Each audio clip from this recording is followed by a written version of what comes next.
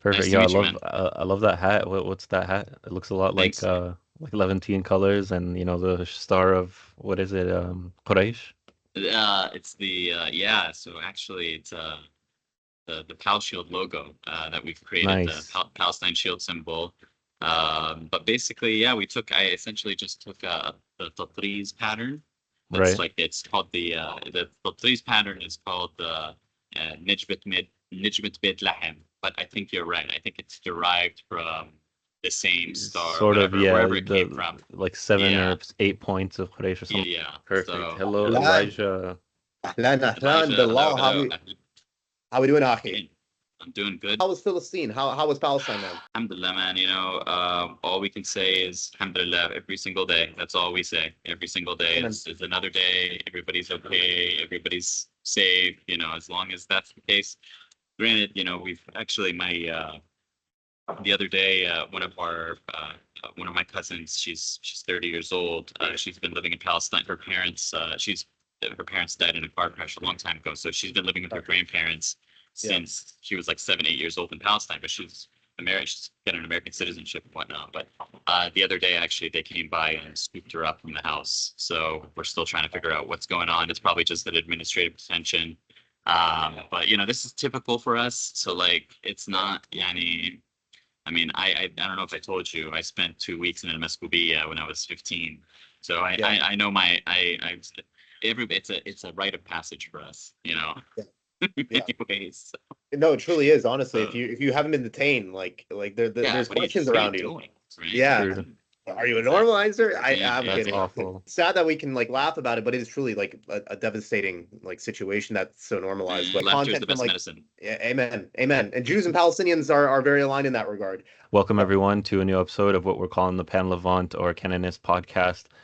We have a new guest with us, Bilal, who's a friend of Elijah's, and we'd really like to welcome him on. He's contributed to a lot of activism on his university campus, and he's come on to talk a lot about his work with Palestine.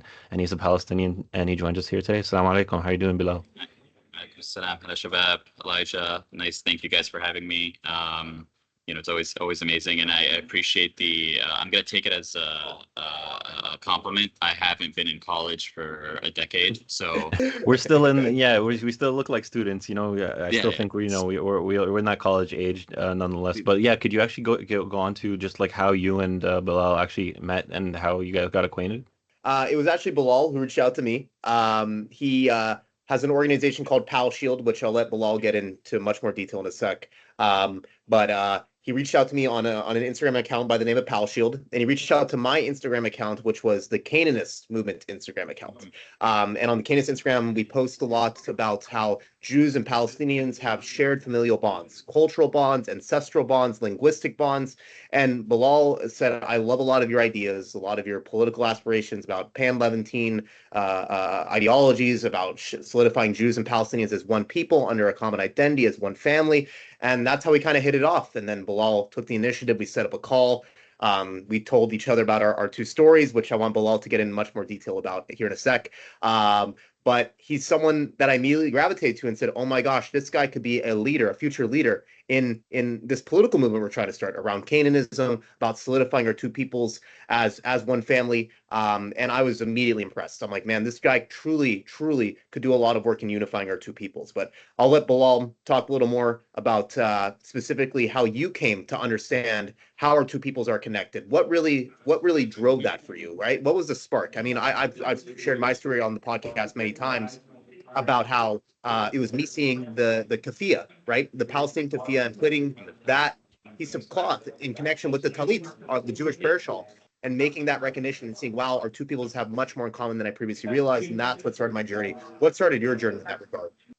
Oh, I would say that it really is a journey. Yeah. Because I would say that originally my original kind of connection to anything on the other side of the fence, right? Anything outside of Palestine, right? That are perceived kind of original enemies, if you will, or the adversary that's always been in our lives. Has always just been kind of very shallow, and the knowledge is shallow for many Palestinians because it's very hard, I think, for many Palestinians to get past that initial, stage of, okay, well, there's an obvious problem, and they just focus on the conflict of the two without actually going into detail. And so I think for me, that process of discovery started in college, just like for many others. Um, I believe it started when I went to and I think it was called the Alexander Hamilton Society at Ohio State. They had some kind of like I wouldn't even call it a debate per se, but more of just a panel discussion between somebody that represented the Israeli government at the time. I believe at that time it may have been Olmert's government still, or no, it was past that. It was trying to think. Oh no! Before it was after Sharon, of course. It was Bennett. Okay, got you. It was Okay, that makes Bennett. sense. Yeah. Yeah. So yeah, that was like 2015-ish. Does that sound about right? Yeah. Yeah. I was 10 years off, Okay. man. I was way off. Damn. Yeah. So during that presentation, they basically had somebody representing the Israeli government, and they also had someone representing the PLO, an ancillary person representing the PLO, and they were obviously kind of advocating for the two-state solution, and I had just come back from Palestine at the time, and the idea of a two-state solution not only made me sick, but it was also just completely unrealistic at that point. Just being there and seeing it, going through the checkpoints, actually understanding the layout of the land and the system, the mechanism of apartheid that's there. It's honestly an extremely complex and sophisticated setup that they've done, and it's built into the ground. It's dug in, it's entrenched physically into the ground, and so knowing that and seeing that and dealing with that, coping with that on a day-to-day basis, and then coming back to the U.S. and going to a debate talking about both sides agreeing to a two-state solution. I'm like, what planet are you guys living on? I mean, it's just not possible. It's not possible.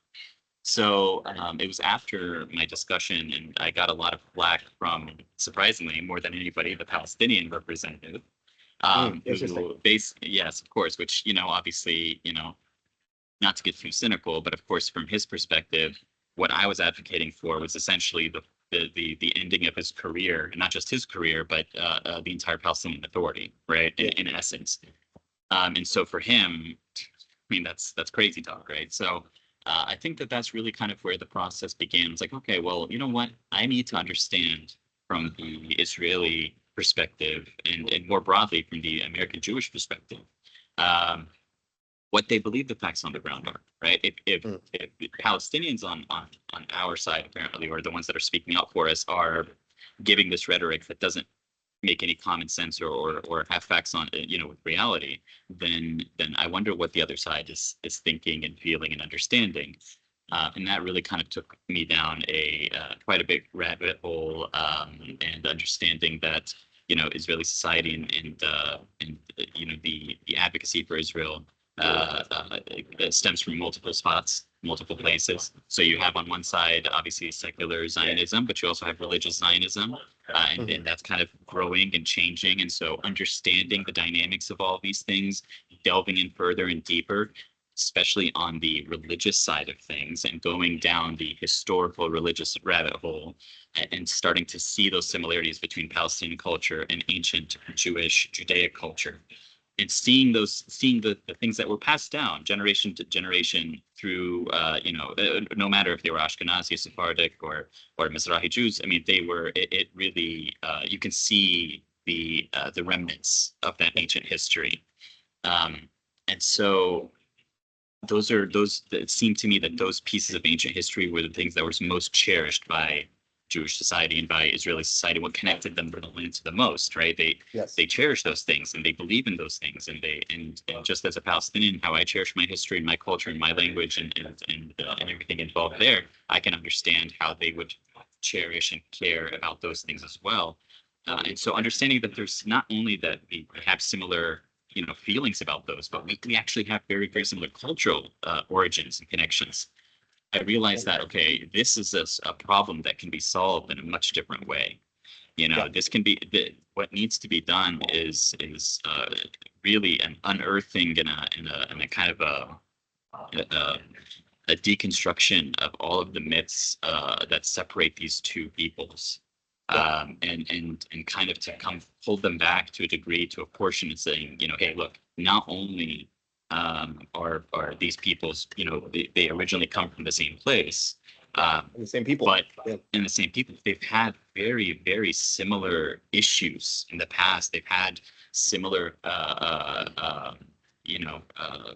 issues with independence, with sovereignty, with representation in their land. I mean, this is something that goes back generations, Yeah.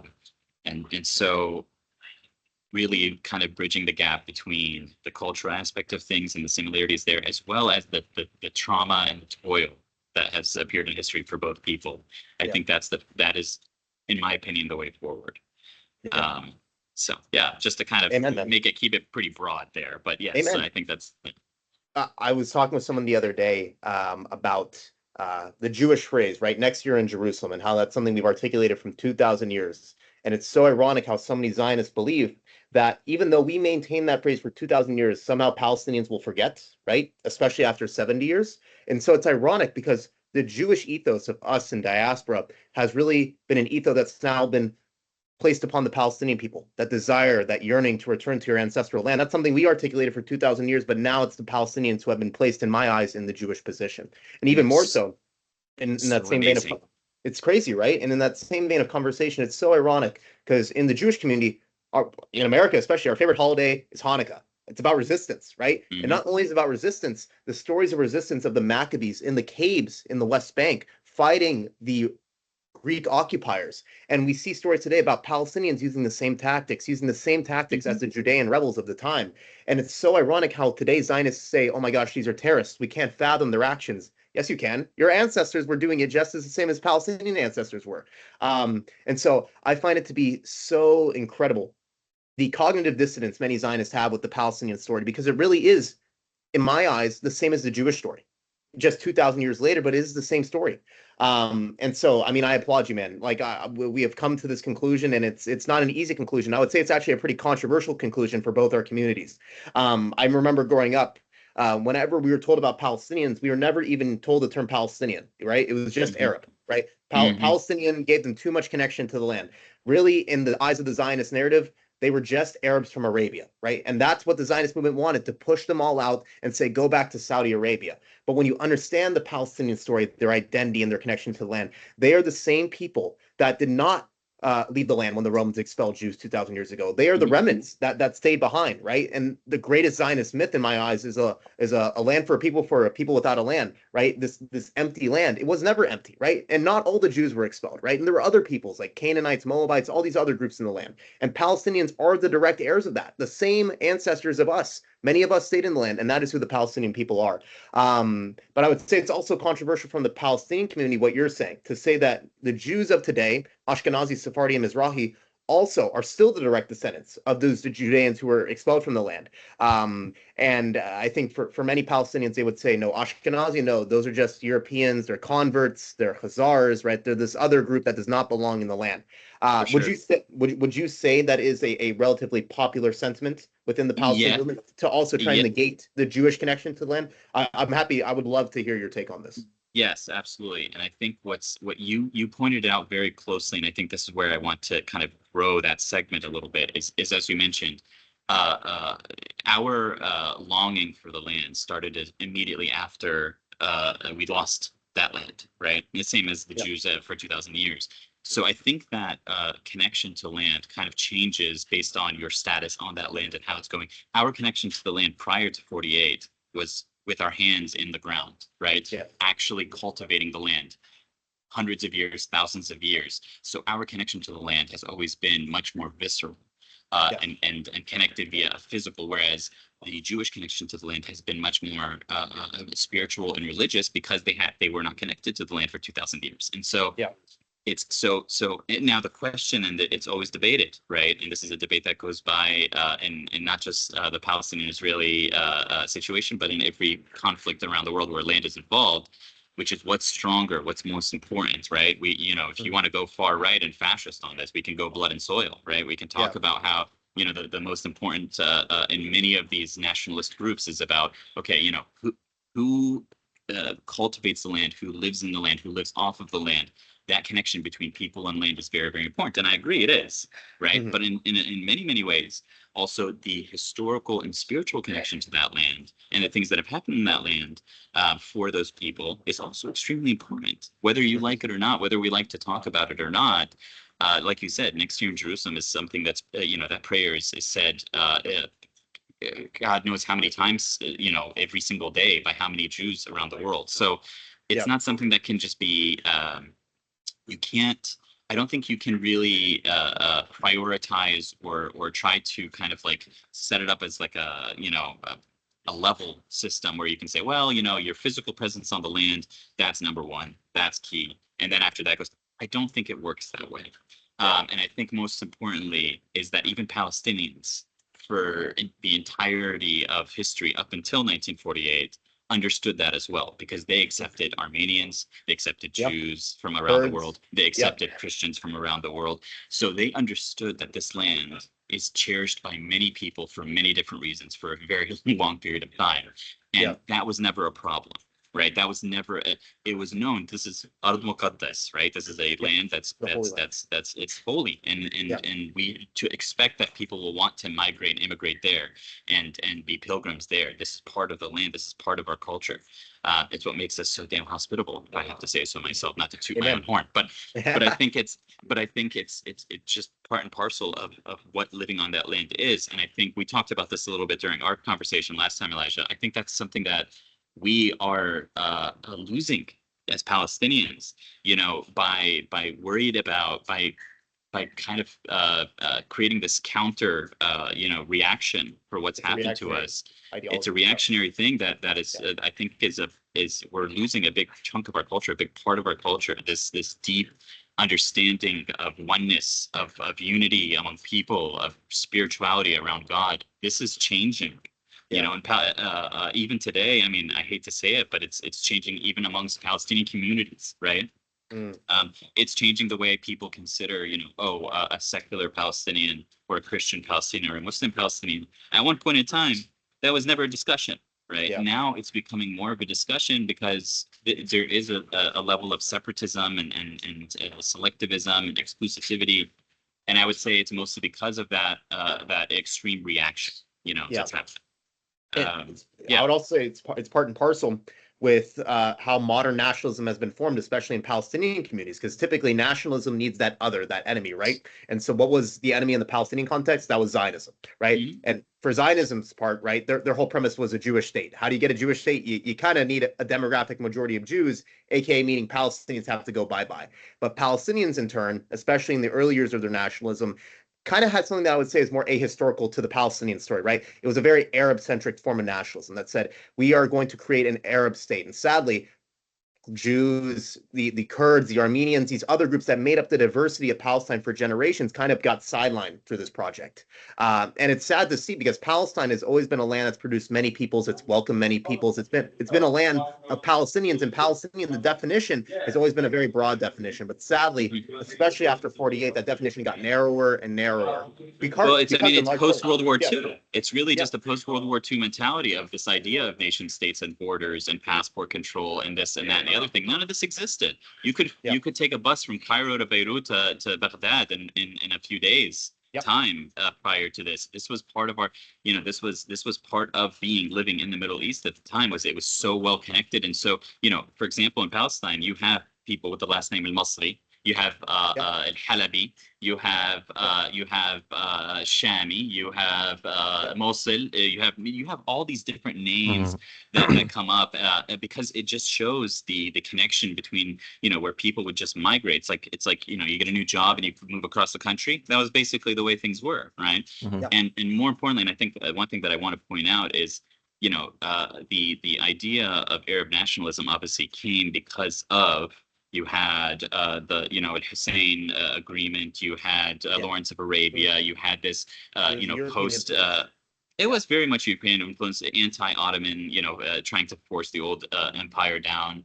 So, I mean, it was a divide and conquer mentality, and that was part of it. And if I may, it was also like to tone down a lot of the Islam, like more Muslim-centric Yeah, politics of the region to kind of say that, oh no, we'd like a coalition of Arabs, and that way like the Christian Correct. Arabs and maybe like minority Arabs could kind of also take a part of the mantle of this region, and it was kind of a way to outweigh like because like a lot of the Arab nationalist leaders, you know, are majority minority in a way. Like Yes. you'll see like there's a lot more minorities in the pan Arab movement because they viewed themselves as this is a way for me to yeah. be accepted, I guess in a way. Even Even Christians And were at the Kurdish people forefront of like it. started identifying Yeah. as Arabic or Arab. and more importantly, what is being Arab?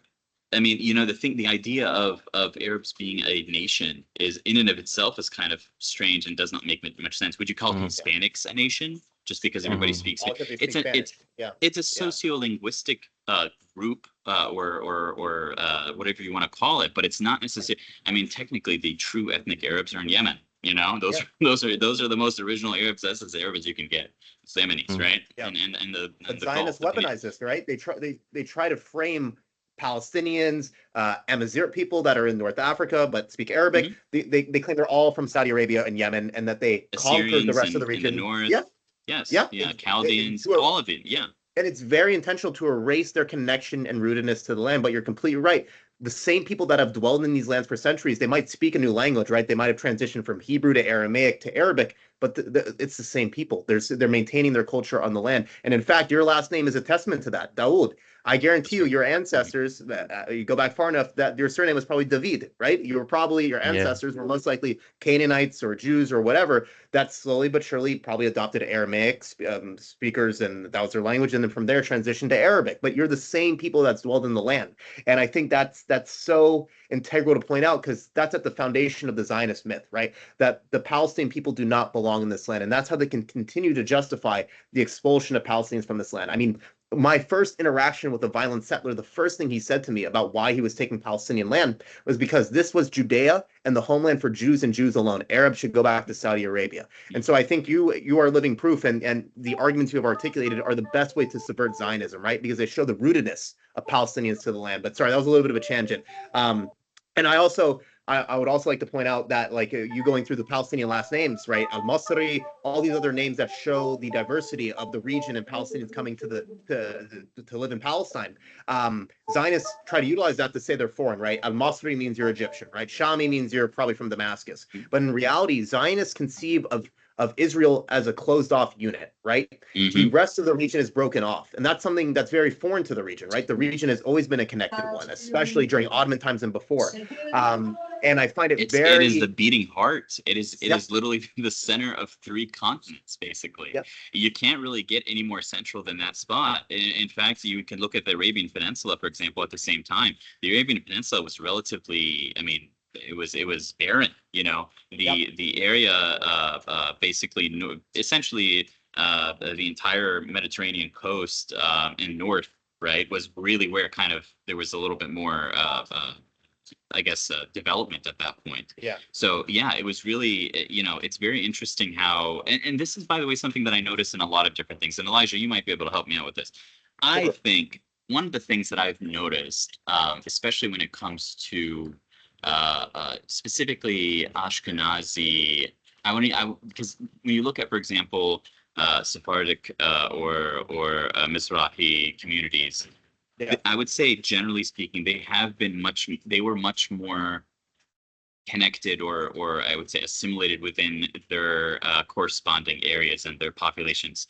Whereas yeah, Ashkenazim definitely seem to have a much more kind of secluded, yes, uh, uh, ghettoized, yeah, yes, yeah, very much yeah, so. And obviously some of it obviously has to do with, just the powers that ridiculous, be at the time, the European, yeah, anti-Semitism, classic anti-Semitism. But it seems that even after moving to, for example, after the creation of the state, the same Ashkenazis wanted to ensure that they Ashkenize, yeah. if that's the term, It's a very good Ashkenize term. Israel. Yeah. right? Yeah. So Yeah. so even Sephardi and Mizrahi communities for the longest period of time, I would even consider that even today, to a degree, are still kind of seen as, I wouldn't want to call them second class by any means. Maybe at one point they were a little bit more. In the It's beginning, definitely changed. In definitely. the beginning they were. Yeah. But it seems like so it's not just, it is very much still a colonialist mentality of Yeah. colonizing and Europeanizing or Ashkenazing that land, which is always going to cause conflict when you're trying to Yeah. put this in the middle of a sprawling, diverse Middle East.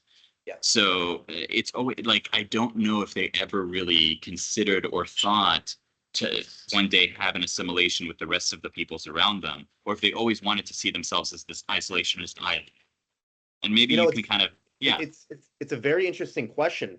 In practice, it really plays out like your classic case of colonialism, right? These foreign people come into a land and think the natives are backwards, so they have to separate themselves, right? But in the Jewish context, it's a little bit different, especially in the Ashkenazi context. I would say if this state were to be made in Europe, they would take the same approach because really it's a mentality, and this is really salient because a lot of Israel's support came after the Holocaust. There was a great fear of just the general Gentile world. And Ashkenazis viewed all Gentiles in the same limelight. They're all out to get us. We cannot assimilate. We just have to have our own state, and that's how we will have protection. Sadly, and you were right, Sephardi and Mizrahi Jews were considered accepted in their societies, right? The Arab and Muslim world really did their most to say, yes, you are equal in our world, and we'll put you in positions of government, right? The Sultan typically had Jewish doctors, Jewish tax collectors. I mean, my family was big in the tax collecting world in the Levant and in Turkey. I mean, we were pretty well off. In Europe, we were always ostracized, right? We were never accepted as European. Jews could go to Russia, they could go to France, but they would never be French, they would never be Russian. They were always Jews, right? And so Ashkenazi Jews, when they came to Palestine, they sadly did not have the same context of Sephardic and Mizrahi Jews of acceptance in that world. And when they came to Palestine, they viewed Palestinians in the same light they would view any other Gentile, as someone who definitely hates us. That's just how the world operates. And so we have to seclude ourselves. And so they said, let's make the state into a big ghetto, right? In my eyes, that's what Israel is. It's the manifestation of the ghetto in the Middle East, secluded and cut off. And it's so sad to see, but it's rooted in mistrust. And it's because of 2,000 years of oppression that Jews have said enough is enough. We have to have our own state, and we just have to close ourselves off from the rest of the world. But that's why I think the Sephardic and Mizrahi story is so important, showing that history of coexistence and cosmopolitan love between our two peoples, because it defeats the notion that Jews need their own secluded entity to be safe. We can live with others, and we can coalesce around what bonds us together and create a society that's equal and safe for everyone. And that's what I hope a liberated Palestine is at the end of the day. I hope that answers your question, but that's just how I'm viewing it. It really does play out like classic colonialism, but it's a different reason propelling it in my eyes. I don't think it would be correct to say, oh, this is the same as the British going to a land and forcing out the natives and like making their own little secluded British society. But I mean, tell me if you agree or disagree. I'm very interested.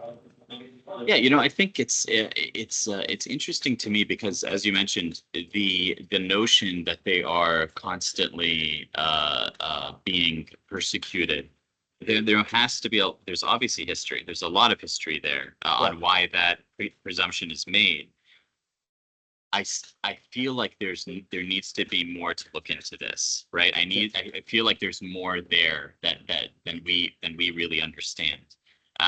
Because looking into the history of it, the persecute. I mean, I want to say that Europeans are different, but at the same time, it's interesting to me what caused the European populations to so antagonize and to separate themselves and to cause such division, or I should say isolation for the Jewish populations compared to, say, other places in the diaspora, right? Other diaspora communities, whether they're in the Middle East, North Africa, or wherever. And so I always, that's something that has really been kind of like I've been delving into, and I went down a lot of different rabbit holes. One of the things that I thought was very interesting was the story of Sabbatai Zevi. I don't know if we talked about this last time. I know the story, but I don't think we've talked about it. But I think it's a great story to share. I think I mean, there's a lot there, right? He's a But false the messiah, like that. Yeah, yes, but please yes. go off. Yes, yeah, But yeah. yes, the fact, well, just to kind of like, and there's a lot, so I'm really reducing this, but essentially, this guy, Sabbatai Zevi was almost for a period of time was seen as the Messiah, the Messiah that the Jews were expecting, that they were hoping to show up, and then he ended up converting to Islam because of what they say is Ottoman pressure. And there's a lot there that's going on back in the scenes there. But because of that, the change in religious thought, jurisprudence, even just the actual rabbinic Judaism as a whole, I would say changed very, very dramatically, and it changed more than anywhere else in Ashkenazi circles. The manner in which they consider themselves, or what the Messiah means, and how that all connects, they almost personified Messiah. They personified as in that it will require the people of Israel, the nation of Israel, to bring the light amongst the nations, rather than waiting for the Messiah to do this. Yes, And I much more feel active like role. Yeah, much more active role, and to some degree, with great power comes great responsibility. They also it loosened up the rules that they had to play with, because they were the ones that were expected to bring the light among the nations. Then in many ways they are I see this over and over again in old Zionist ideologies, as well as the more modern Zionist ideologies of, well, we can't be waiting on anybody to do this for us. That essentially we need to do this on ourselves. And sometimes we might have to get a little dirty in the process, but it's okay, because Hashem is, this is just the part in the process, right? Yeah. And so it's very interesting to me, because I feel like that, like I see that similar kind of perspective, for example, amongst like more like radical Islamist groups, or this is very similar, and so the idea of like Jewish supremacy comes along, where it's hidden, how it's hidden, and how that all plays out. It's very, very interesting to me. Eschatology can warp religions, man. Like, you see it with anyone who decides, like, I have to take part in the coming of the Messiah, like with evangelicals in the USA, with like Sunni Takfiris or whatever, with also like Mahdiism, and like that Iran promotes this, like the coming of the Mahdi. It's the same kind of concept. They reach this insane level of extremism and begin to justify just about anything to bring about the day of judgment. It's very fascinating. If we look at Hamas, they're very unique in, I would say, nationalist Islamist circles, because it's really hard to justify nationalism within Islamism, right? Because of course the notion of, oh, well, you were made into nations, but you're supposed to mix and whatnot. So it's kind of in contravention. Nationalism is seen more as like a bit of more of innovation in that regard. But Hamas, their argument is that the Holy Land is a waqf, right? It's an Islamic endowment, and because of that, we can pursue nationalist objectives within an Islamist framework. And that's very similar to how many religious Jews look at Zionism, right? About how we can pursue a nationalist project because it furthers religious aims, right? Because by having the Jewish state, then we can get more Jews in the land, and that will bring about the Messiah, and that will bring about the end times, and the yada, yada, yada. Which is a totally different perspective compared to, say, obviously it's like secular Zionism, right? Which would sounds crazy to them, right? That sounds like something unbelievable. They think they're a fanatic. Yeah. Right. Like, so really to kind of disengage or to dismantle Zionism, you really got to hit this thing in multiple different fronts. The guy going to the Pride Parade in Tel Aviv is not going to be, they're not going to accept the same arguments or care for the same arguments that you have with, say, the settler living in, wherever. This is a crazy story. Right? I have to share this crazy story. When Iran was firing rockets at Tel Aviv, I was in certain Telegram channels. Some settlers were cheering. Yes, believe it or not, some settlers were cheering because they were happy that the quote unquote gays of Tel Aviv were getting bombed because they're like, these aren't even Jews, right? These are like totally foreign to us. They're foreign to the land. Like this is just like just Westerners like in Tel Aviv. And so they have pride sometimes, right? When Hamas, maybe from Gaza or maybe Iran or Hezbollah will fire rockets to Tel Aviv against these secular heretics in their eyes. And so it's so crazy to see because like if I saw that video and you asked me who was cheering in the West Bank when this was happening, I mean, I would not have put my money on the ultra Orthodox settlers. But it's so crazy. It's so crazy to me, man. But sorry, I cut you off. Though. No, actually, this kind of segues. I actually have a few videos that I just got from our team in the West Bank that I wanted to share real quick. Please So do.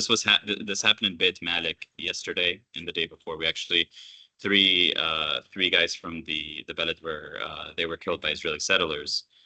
Not from my Beled, but nearby. And but what the crazy part is, let me see here. Let me share my screen. Yeah. This is so, to kind of throw a PAL shield in this. This is one of the biggest problems that we have. Yeah. Is, if you can tell, obviously we've got cars that are being burned.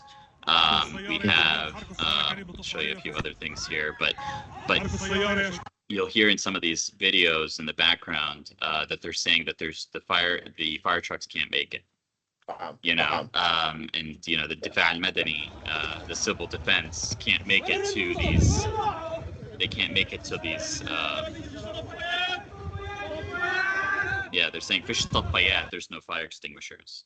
And so, basically what we've been essentially working on this entire time is just to provide the very basics, to the villages, because the civil defense, the fire trucks, all this stuff are located in the population centers in the cities. And they're just, out in the villages, these things are kind of cut up into, we talked about this, into these little cantons. Little Bantu stands, 3, 4, 5 villages kind of clustered together. And there's typically some sort of either the separation wall, the barrier itself, or it could just be other fencing or whatever it might be that surrounds it. Usually there's settlements and outposts that are very meticulously placed on the hilltops around these clusters. And so they make a very perfect kind of barrier around these areas. And so at any point, if you only have a couple checkpoints in and out of these clusters and they shut them down, you're stuck. You're trapped. And so that's basically our focus right now has really just been to get things like fire extinguishers, set up steel fencing. We are even buying like mobile fencing for the olive harvest. That's what we've been working on this entire time. Is this olive harvest is coming up, and so we're worried about, especially the settlers have been kind of given carte blanche, especially since Smotrich took over civil administration in the West Bank. So it's becoming much more hairy. And so like my hope, and I think that this is what we've been talking about, is I think that there's a lot of similarities and a lot of connections with even the crazy fanatic settlers that we're talking about. I think that there can be a way to approach and talk to these people and realize that, hey, just like how, and we shouldn't talk about uniting by hating a common enemy, if you will, but we're talking about similarities in culture and religion. The Palestinians, generally speaking, are pretty conservative, right? Generally speaking, and they have a lot of similarities with the settlers that live in the settlements around them. In terms of what they would dress, how they, the typical kind of cultural norms. So it's interesting. They would have more kind of akin or similar with their Palestinian neighbors than they do with the Israelis living in Tel Aviv that they were excited about, seeing getting hit with missiles. And I feel like there's something there that needs to be discovered and talked about and hashed out a little bit more, because as soon as that kind of false dichotomy between Palestinian and Israeli is split and gone and destroyed, I feel like things start to unravel in a good way. And I have to add, like the same kind of false dichotomy exists in Syria. Like where I wish that as soon as we can transcend these like false binaries of Alawite or Muslim or like Sunni or Shia or whatever, I feel like conservatives and liberals will have way more in common as two categories in Syria than like specific sects or ethnic groups, because they're obviously ideologically diverse, and like people on the liberal side will agree more and people on the conservative side will agree more, but we're kind of cordoned off into our own little like ethnic or sectarian groups, and within them we have the liberal conservative divide, and there it's very apparent. But yeah, there's another element within Palestine, within the West Bank specifically, because the settler community and the Palestinian community, both not only conservative, but both understand their identities better than I would say anyone else, right? Better than the Jew in Tel Aviv, better than the diaspora Palestinian. They understand their two identities better than anyone else. And by understanding those identities, if you can get them to also understand the story of the other, they can make the similarity connection, right? Then you're like, oh my gosh, right? There is no closer community than my neighbor, right? That I've been fenced off from, that I've not been allowed to talk to. And I think that has the power to spark a revolution. When you get Jews and Palestinians that really understand their identities in conversation, recognizing that, yes, I do have a brother, I have a cousin across the fence. That is what I think has the power to tear down the fence personally. See, Elijah, one of the things, and I'm going to play devil's advocate here. Sure. From looking at this, 10,000 feet in the air, I would think that most Palestinians, even the ones that are very much, on the partisan side, they're much more anti-Israel, much more, it's not free until there's not a single settlement left in Palestine or not, whatever. Yeah. Like there's those guys, and I understand that, even though they don't necessarily have the realistic composition to really kind of espouse those claims or those ideas, I still think that it would be easier for them to accept a single state with multiple peoples living in it than some of these settlers, which it's much more ideologically focused, right? It's 100%. In their eyes. And so I've struggled trying to be able to, how do you deprogram that? How is that something where you go, no, you are not expected to take this guy's farm because the Messiah is not waiting for you to do that in order to show up. How do you change that mentality? Because that, I feel like, it's extremely hard to beat.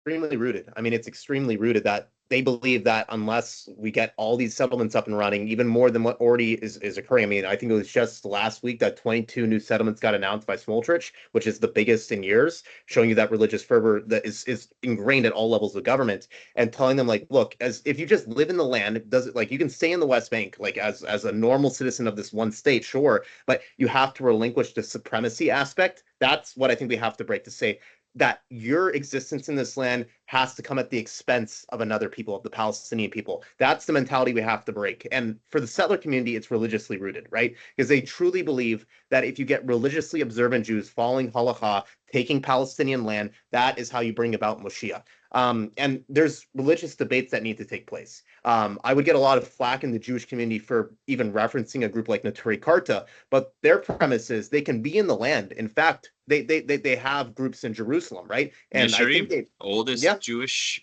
neighborhood in Jerusalem is mostly Neturei Karta and other anti-Zionist groups, but it is the oldest inhabited neighborhood in Jerusalem. And see, you would shock many people by saying you can be an anti-Zionist religious Jew and still live in the land. Yes, because they don't believe in the state structure. They still think there's benefits to living in the land. They have specific laws that they have to follow.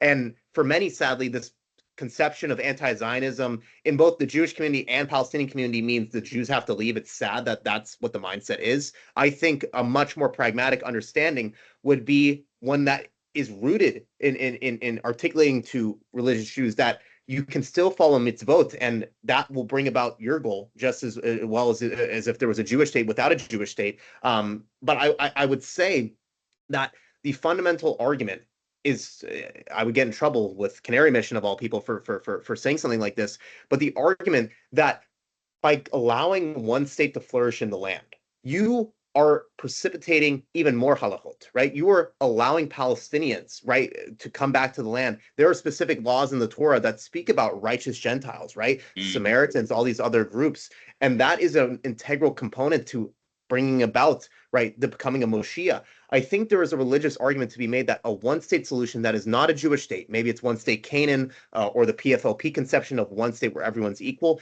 would actually advance Jewish religious interests much more than a Jewish state actually would. And there would be people that argue that a Jewish state structure cannot happen until the Messiah comes. I mean, that is what Neturei Karta's argument is, right? That we cannot have... We need that talking point. We need that. We need that enhanced talking point honestly, like that needs to, like, I want to have that discussion with the most pro-Zionist religious groups out there, because that, I think, that, like you said, that religious discussion, that deep religious discussion, and not just internally, amongst Jews, but even, interfaith, let's bounce these ideas off of each other and understand it from a very, very visceral perspective, what this means exactly.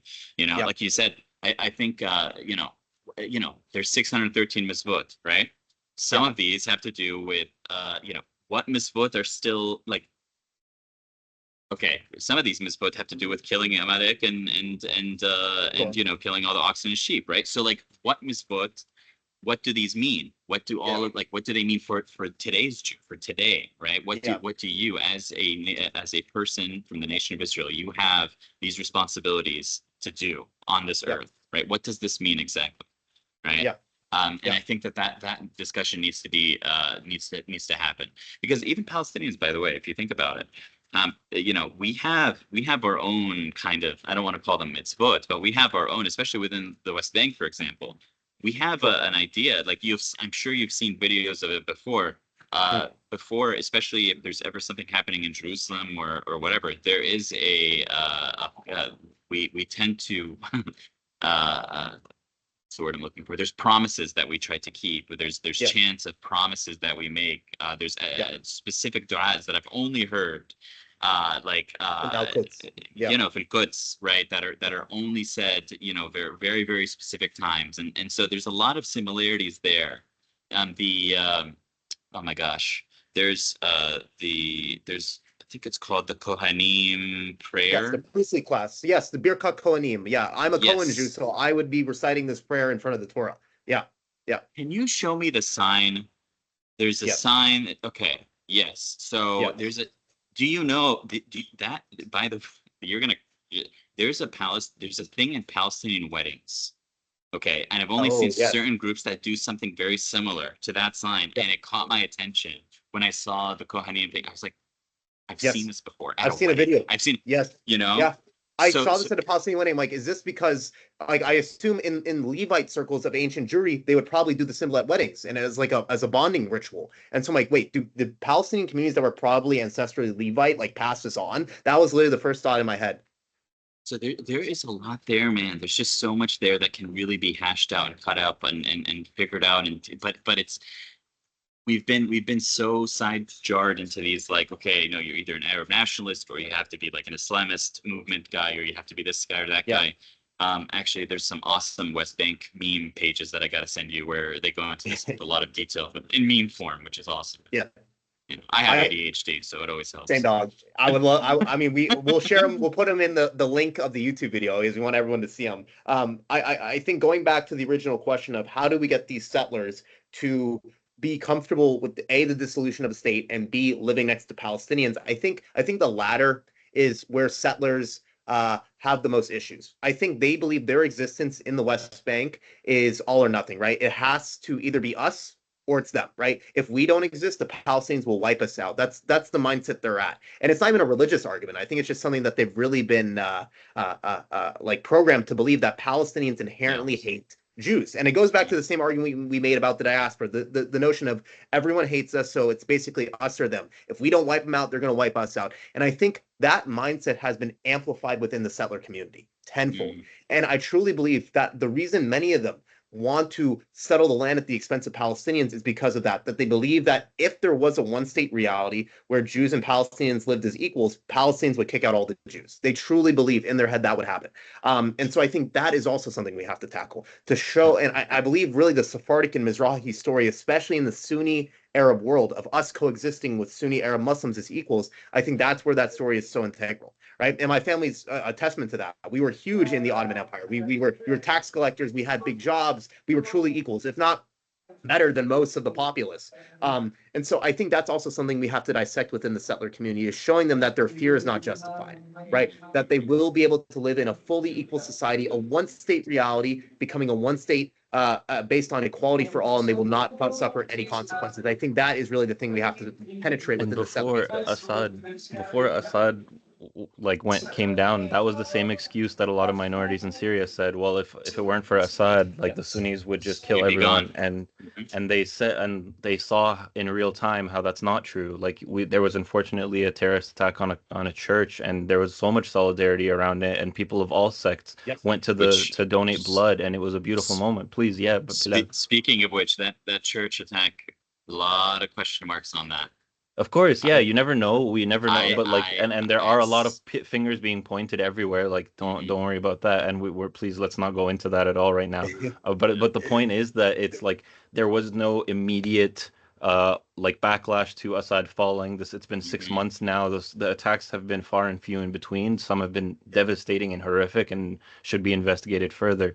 But the premise that suddenly if Assad were to fall, like all of us would be gone, has been bloodbath. thoroughly Existed to debunked, everyone. and Yeah.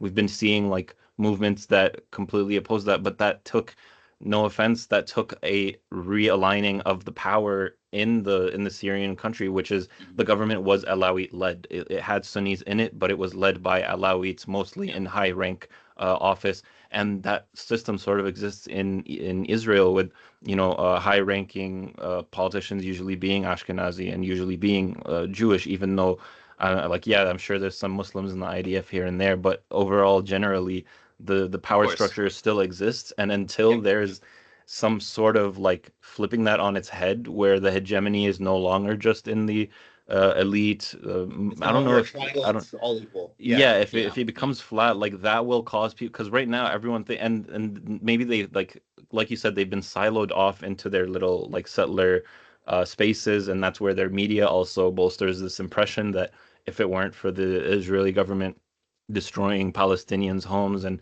wreaking havoc on their livelihood, like then they would come for you. That, like, first of all, they need to not be separated so that they can like meet someone from that space where they can actually see like, oh, he's not out to get me, he just wants to Yeah. feed his family, whatever. And then that will like naturally bring that about. But I think without a shift in power, it's really difficult for any change to happen because they're on And I top. think I think the shift in power also associates with a shift in mindset. I Mm, truly believe that when Jews can not only feel safe, right, and understand, yes, we will be safe in a one state reality with Palestinians as our equals, but also understand that Palestinians are our brothers, it makes the shift all that easier, right? You want to believe someone you see as part of your family is going to treat you well, right? You want to be with your family. And so when that fundamental shift in my eyes of associating Palestinians not as enemies or others, but as your brothers, that's when I think it's all going to come toppling down. I think that's going to be the end of Zionism personally. But Bilal, if you have a different take, I'll be very interested. it's a mix of this. The mindset and being able to approach and change the mindset is definitely very, very important, and it needs to be primed and ready. Because there's other parts of this, because you won't change a mindset if you still feel comfortable, right? There's no need Yes. for you to change if things are comfortable. Yep. And I think that that's changing. That's changing very quickly. I mean, just since October 7th, Israel has like their credit has dropped the country is falling apart in many different ways, societally, militarily. The deterrence is gone. There's a Yep. lot of things that are changing, and so that in and of itself is going to make that mindset flourish a little bit more. Is realizing that, okay, we can't maintain the status quo. More importantly, um, the support and the support structure that Israel has, aka the United States Yep. taxpayer base, that is changing. And that's something that we've been really focused on. I mean, between you and me, I've been trying to get a call. I've been trying to meet Marjorie Taylor Greene for the past Really? past I want I think that is the process. That is where we have to move Yep. towards, The puppet Interesting. because Nazis. And Tucker Yeah. Carlson and and the stuff like. Tucker Yeah. The Carlsons and the America Candace First Interesting. Owenses. isolationist base. Yeah. Yeah. Yes, Yeah. yeah. I think I the think that firewall is definitely breaking down. Like in the US, when I was born and raised like anti-Zionist, my parents always taught me like this media, even Al Jazeera, it's mhm, skewing like perspectives. It's always going to present to like Zionism in a very sanitized way, and it's always going to present you as the Muslim, the Arab, the Palestinian in a very, degrading and dehumanizing way. And mhm, so I've known that my whole life, and eventually more of my friends started becoming aware of like the Palestinian cause, and they would start to notice it, and they'd come back to me and be like, "Did you see how like because I live in Canada, we have CBC, it's kind of like BBC but in Canada, and they're like, you see how CBC handles the headlines and how CNN is like this and that." And to me, it was never a surprise. But what is a surprise is I think it goes back even further than October 7th. I think when around the time when Mohammed al-Kurdi became actually invited 21. on CNN and stuff, I think Yeah. that's when the firewall of just lockstep Zionism in every left wing, right wing media, like finally was beginning to shatter. Like, and now ever since October 7th, it's been a watershed.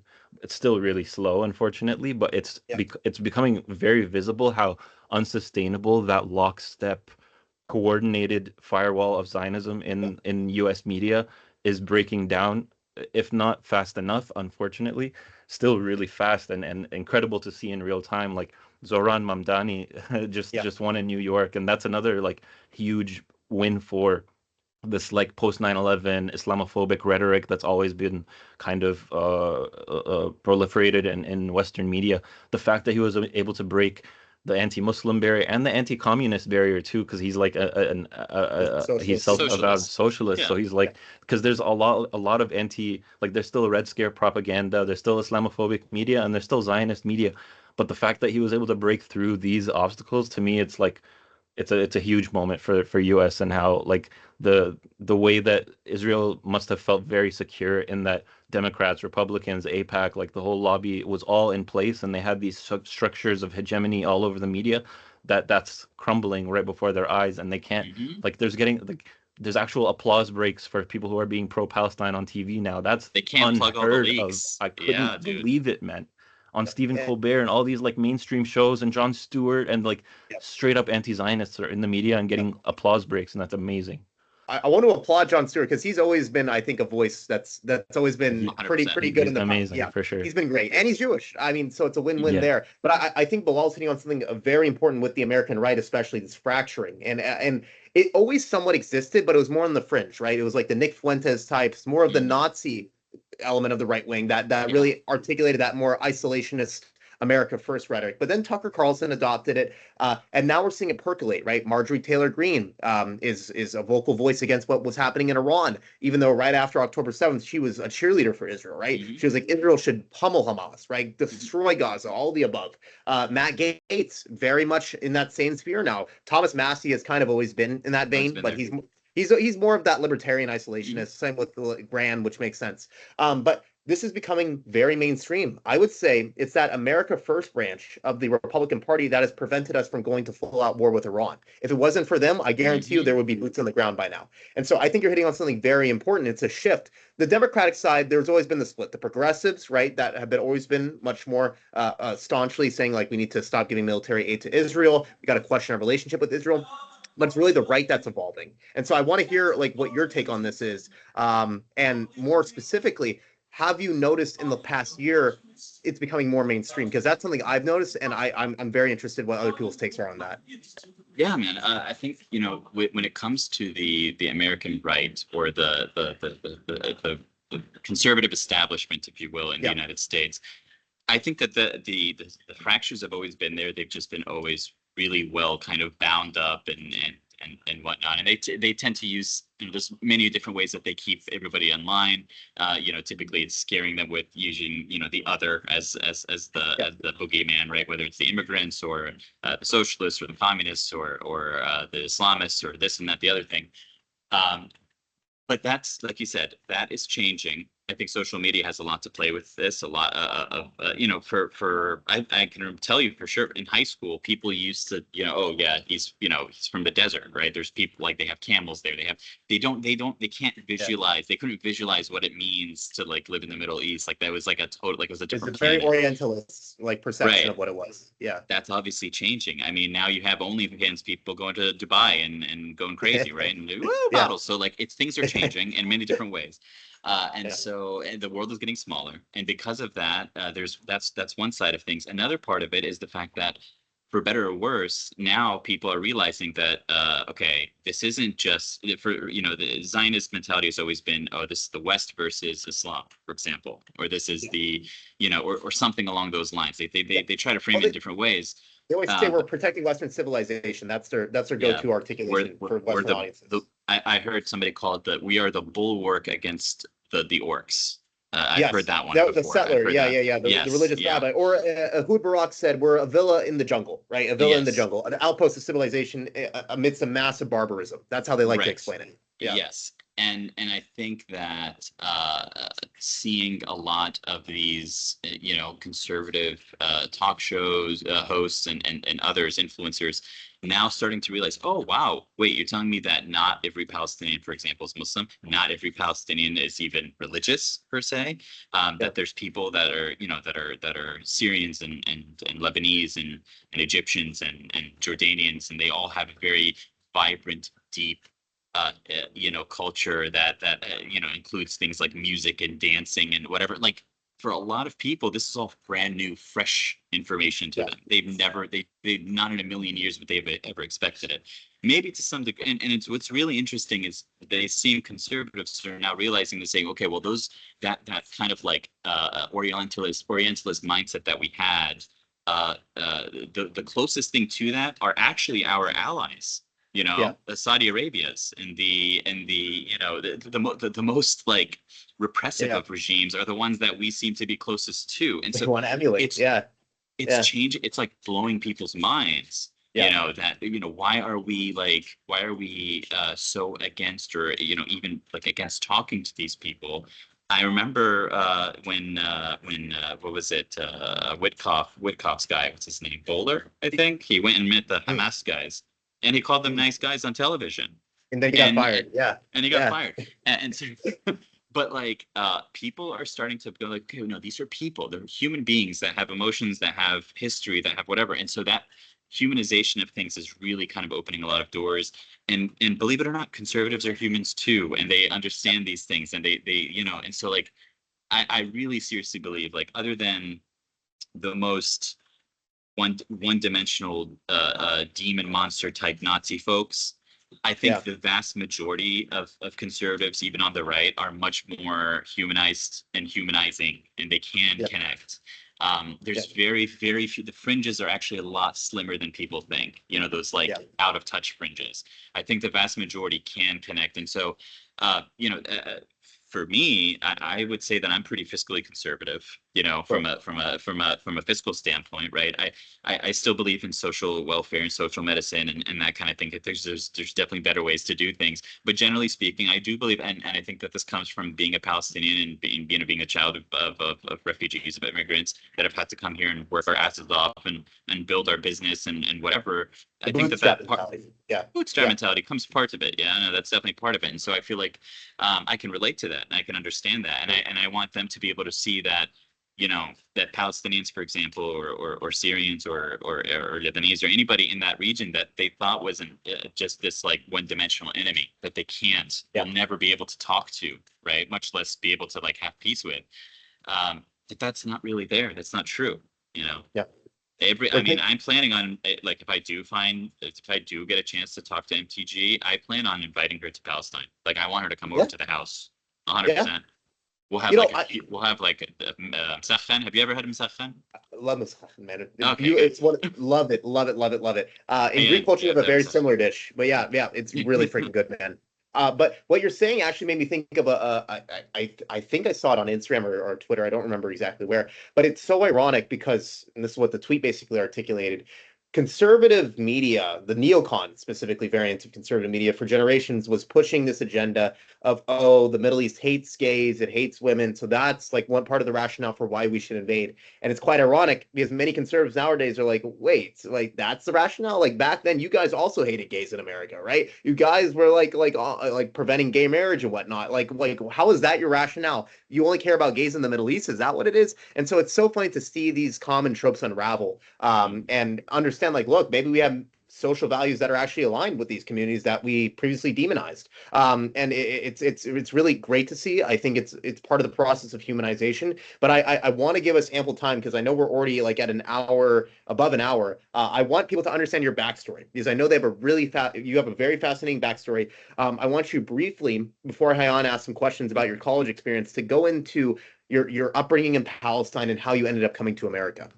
Yeah, so I was born in the U.S. Yeah. My dad, both my parents actually moved to the U.S. At the right before the Intifada, or I would say right at the Intifada's beginning, the first Intifada, 87, 88. I was born in 90.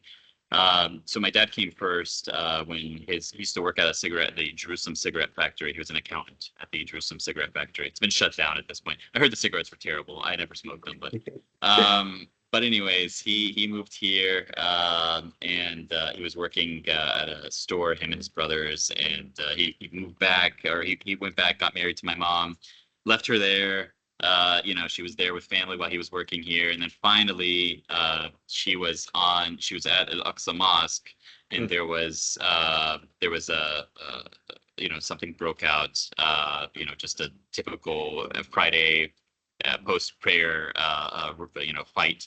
And so she got tear gassed pretty heavily, and she was pregnant with me at the time. And so at that point, my dad was like, okay, it's getting a little tough. Let's go ahead and move you over here, and then we'll figure it out from there, with the idea that, we might be here for a year or more, like no more than that. Obviously, I'm still here. But essentially after that point, we lived in the US for a while. I went back a few times in my younger years, but we finally moved back when I was in middle school. Wow. To be there full time, essentially. And I moved back in 2004, 2005, right during the end of the second Intifada. You had Hamas coming to power in 2005. Which once it was a democratically elected government, and as soon as they got elected, obviously the blockade began. The Bush administration agreed to freeze the PA's tax assets. And so things got really bad again, and checkpoints shut down. The separation wall was being built, the Hafrada wall. And so at that point, we moved back a few times, back and forth, and then finally. Can you be specific where you're moving? Because I'm already confused. So you said 90, you're born in the U.S., moved back in 2000? Moved back in 2004, back to Palestine. Okay. So I went to Palestine in 2004, and we were there from 2004 to about 2006. Okay. In 2006, we moved back to the U.S., and so I came back in the middle of high school, a sophomore in high school, very confused, coming back from a very different place, different life, and it was a very tough time, but it was also eye-opening for me of just how life could be so different between what would be two just teenagers in two different places of the world. Was there until I was in high school in the US and graduated in 2008. Moved back to Palestine right after graduating from high school, 2008, and actually I was trying to get into the Hebrew University in Jerusalem for a little bit. I couldn't get my tasrih. My mom and my dad wanted me to go to Egypt for school. There was a small revolution that happened over there as well. So it was a very tumultuous time for me over there as well. And that's also when I spent some time at the Meskubiya, which is the Meskubiya is it's what they call them. It's like the Russian compound. There used to be the Russian compound in Jerusalem. It's now essentially like a detention center, a jail. So spent not too long, just 2 weeks in there. But yeah, that's when I kind of really started, instead of just thinking, okay, well, this is the situation that I'm in, and so how do I deal with it? It's, why am I in this situation? Why are we all in this situation? What is this all about? And that's kind of how that process for me started, was right at that time. Is beginning to ask the political questions of why the situation's where we are at, And so, yeah, after getting out of the Meskubiya and the Gaza war had started, the first Gaza war, 2008, 2009, my dad said, you know what, you're not going to get there's no way you're going to get to school in this situation anymore. So come back to the States. And so I did, and went into cybersecurity, and got my bachelor's and my master's. And yeah, that's just basically, I mean, the best way to put it is my life has really revolved around the conflict, in a lot of Yeah. different ways. My movements back and forth have all just based upon what's happened over there, what's going on over there, the political situation. So you spent most of your time in the States, though. Most of my time was in the States. Most of my Okay, time was in the but States. like a life like with one foot in both countries, kind of still. Very much so, especially since we're a small, it's a small village in the middle of the Jerusalem hills in northwest Jerusalem. It's an old village. I think last we checked, I think the oldest grave site there is from like 700 to 800 AD. But our family, the kind of the patriarch of the family, was actually, funny enough, they say that he came from Syria. So they say that he had traveled to Syria, to al-Walad in Syria. And then he had, I guess he had gone there for he was like a Sufi. He was a Sufi sheikh. Wow. And the Sufi mystics at the time, they would always, whenever there was a wedding or some sort of celebration in any of the villages near, they would say, go nadi ad-dakkak, because the dakkak would be the one that would do the anashid or do the he would bring the party, essentially. And so it's interesting because, again, like we, prior to him going to Syria, we have connections also still in Jerusalem in that same area. But it's interesting because people are like, oh, I want to go learn from this certain sheikh. There is no boundary. Palestine is as far as, what I mean? It's all one and the same. For sure. And so yeah, we've been very, very connected with our family there is still very small. Most of them still live in the same village. I mean, we have about, I think our whole family is probably 2,000 people or so. And then so after you started asking yourself like these political questions and eventually went to school in the United States, you decided, like, I had my awakening and asked all these political questions because of this experience that I had where being in detention and obviously like checkpoints and all the stuff that you see when you go back home. And you wanted to bring that to people in your university who wouldn't go through these kinds of experiences. And so I heard about this one cool idea you had. I don't know if it's been done, like it might not be as unique as I thought, but it seems like a really innovative idea where you just posted notices on dorm rooms of telling people that they're going to be evicted. Yeah, we saw it in Canary Mission. Yeah, we took a look at like that's a great idea. That's a really good idea. Yeah. So please explain like your activism on campus and stuff like that, and what got you into trouble with Canary Mission. And you're apparently one of the original members of that list. I'm an OG, baby. Yeah. So yeah, it was really just, again, when I first came back, or when I first started at Ohio State, I met some Palestinian friends and friends of Palestinian friends. I was like, hey, there's a thing called Committee of Justice in Palestine. This was before SJP was nationalized, and so there was some SJPs, like small regional branches, and here and there. In OSU, it was called CJP, which is Committee for Justice in Palestine, and it was very small, nothing too crazy. It's been basically the same since like the 80s and 90s. So it's very, very shallow, if you will. And so my thought was, okay, well, how about we approach the students directly instead of just having these like events, right, where mostly it's just Palestinians or Arabs or Muslims that show up. Mm-hmm. We reach out to the student population directly. So there was a couple of things that exactly. It's a great way to put it.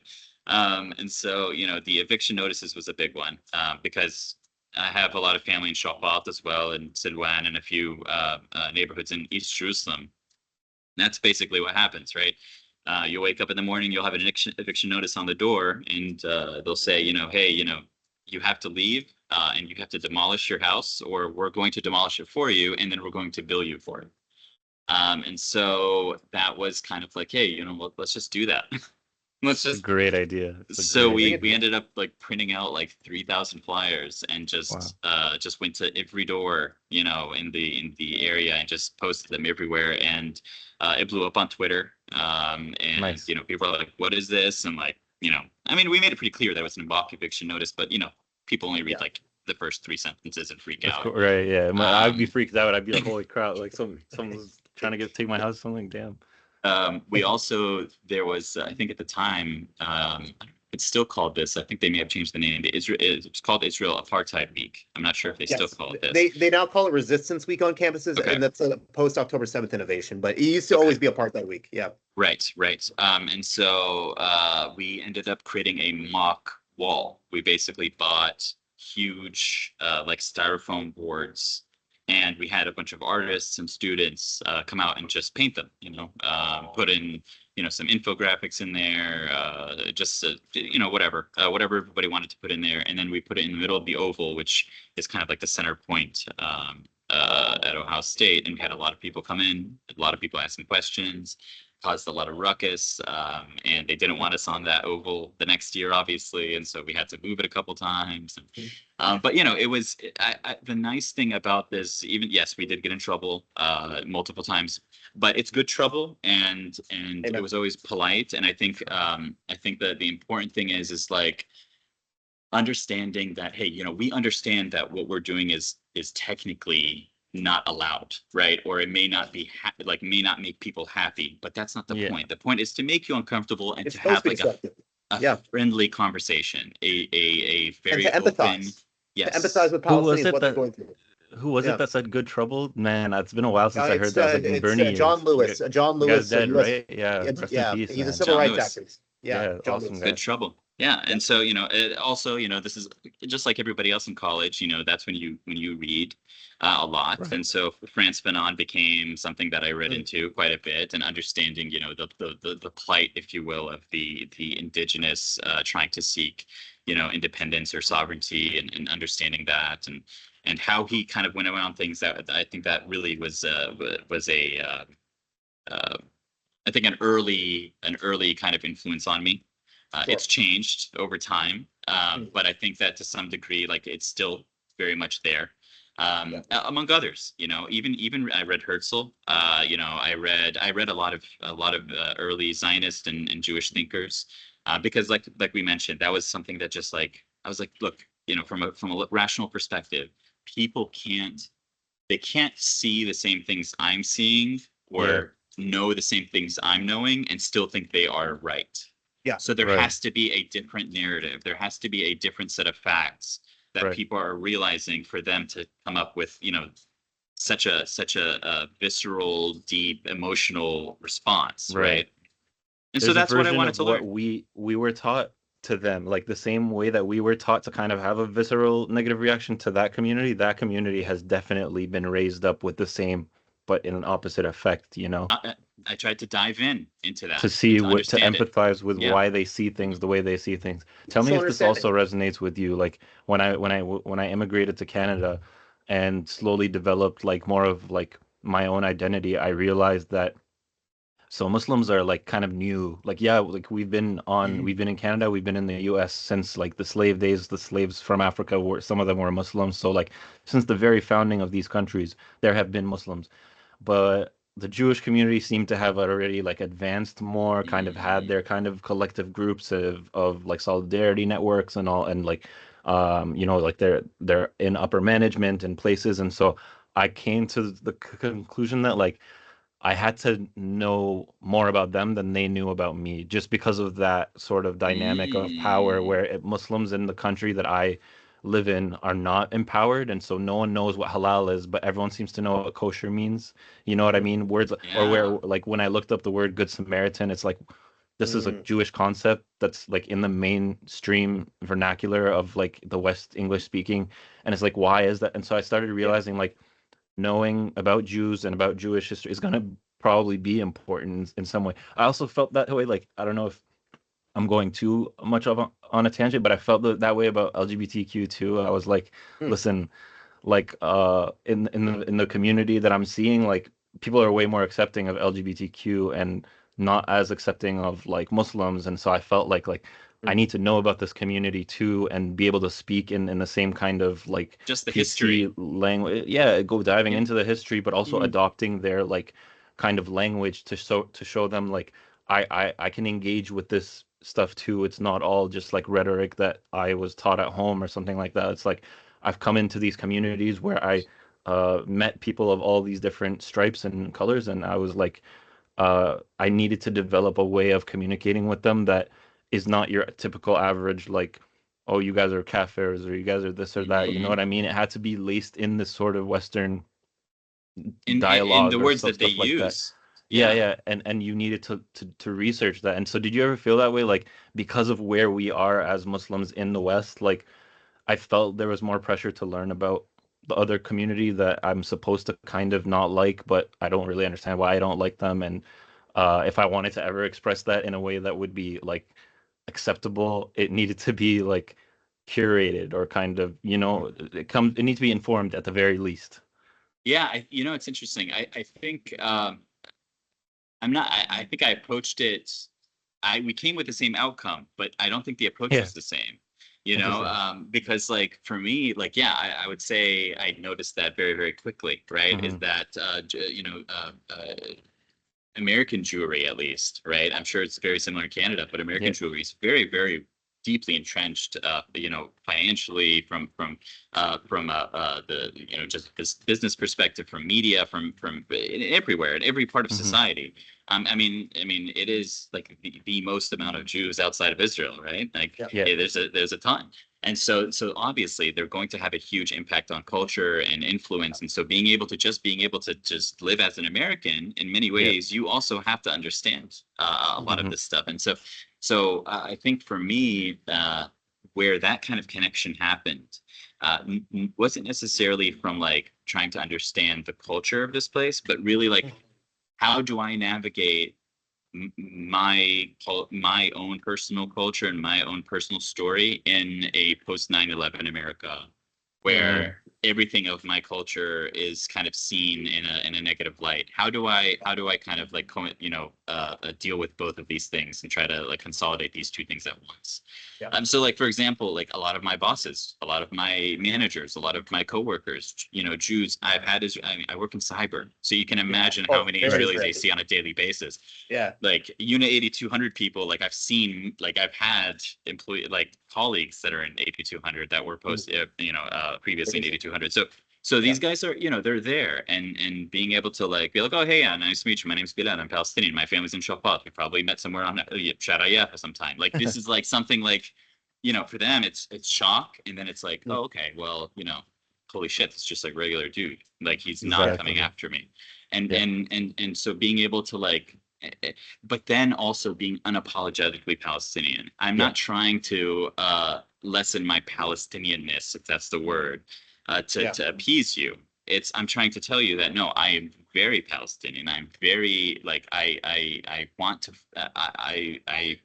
I do feel a personal responsibility for uh to be able to do what I can with my skill set, with my history, with my Yeah. knowledge, to help my people and everybody living in that land, right, in Yeah. general. And I'm not going to shy away from that.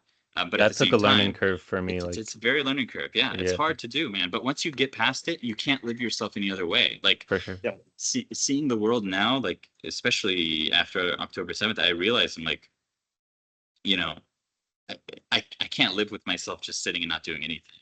Of It's Yeah. course. impossible. It's Yeah, yeah. impossible.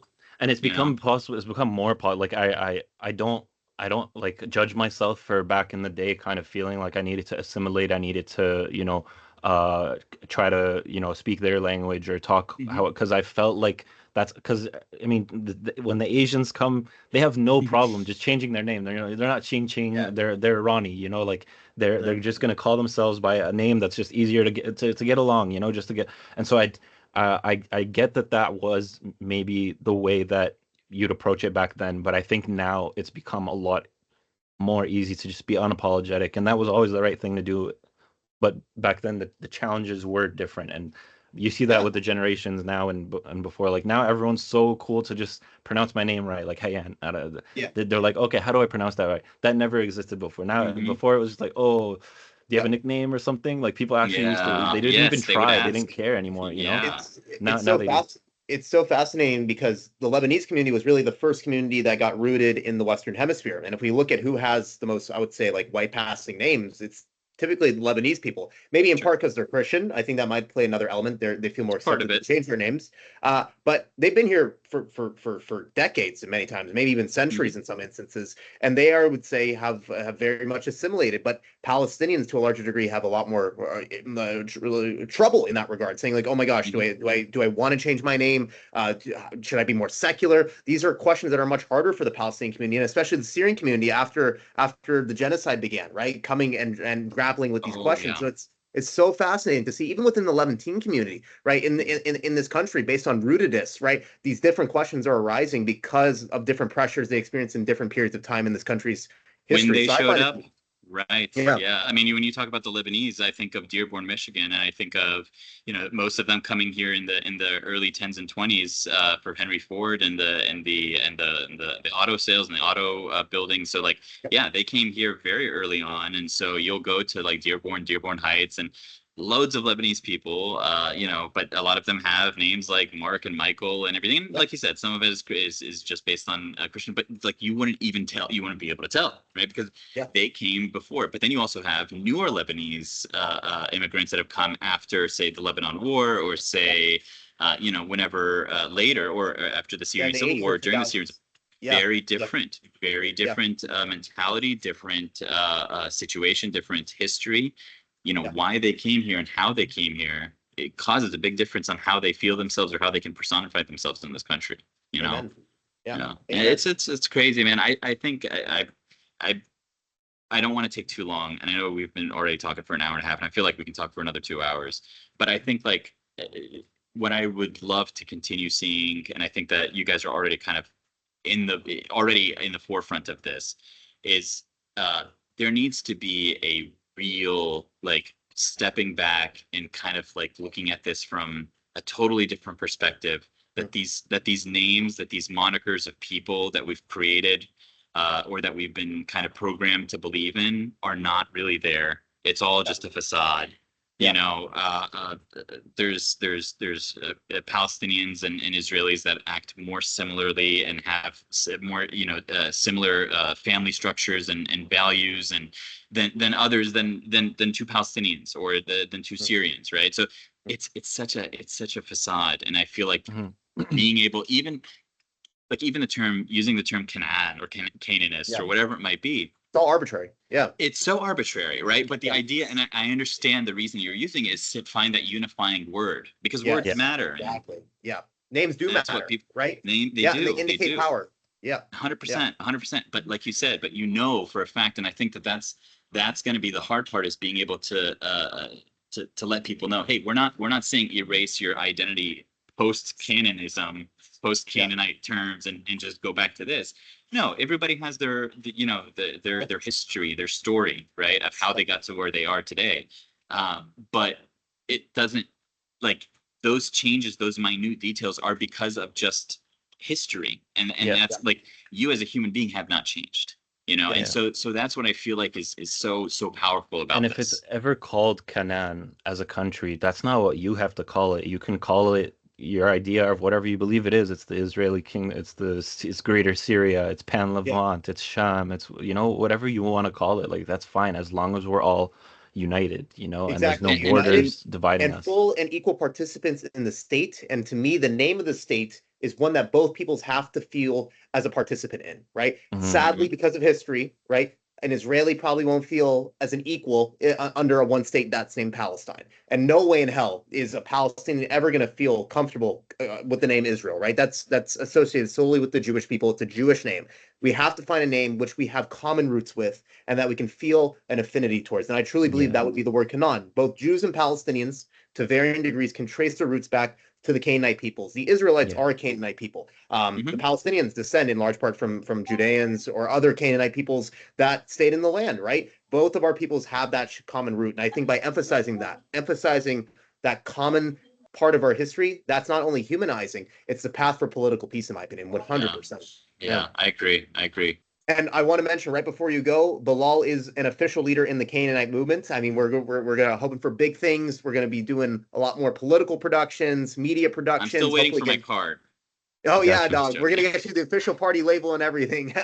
But hopefully we can put out some more media content. We're happy to have Bilal in the family, man. This is gonna be a great adventure, and we're looking forward to what we can accomplish. But you've been an amazing guest, man. Kol hakavod, as we say in Hebrew, all the respect, and it's a privilege and an honor to call you my brother, call you my achi. Of course, to say Yeah. that to both of you guys. It's been Yep. it's been great, and I look forward to more discussions down the line. Amen. Looking forward to it too. Amen, man. Take care, man. All right. Thanks a lot. Take Awesome. care. I'll see you Have a guys. great rest of your night. All right. Peace. Love you, Yeah, man. bye.